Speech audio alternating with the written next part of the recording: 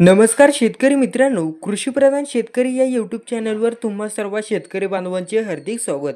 तर मित्रांनो, आपल्या चॅनलवर तुम्ही नवीन असाल तर चॅनलला लगेच सबस्क्राईब करा. जवळपास आठवडाभर मान्सूनचा प्रवास थांबलेला आहे. आजही मान्सून एकाच जागेवर होता. राज्यातही पावसाचा जोर कमी झालेला आहे. तर हवामान विभागाने पुढील 4 दिवस कोकण आणि विदर्भात ठिकठिकाणी पावसाचा अंदाज दिलेला आहे. मान्सून रखडलेला प्रवास आजही कायम होता. मान्सूनने जवळपास आठवडाभरच एकाच जागेवर ठाण मांडून ठेवलेलं आहे.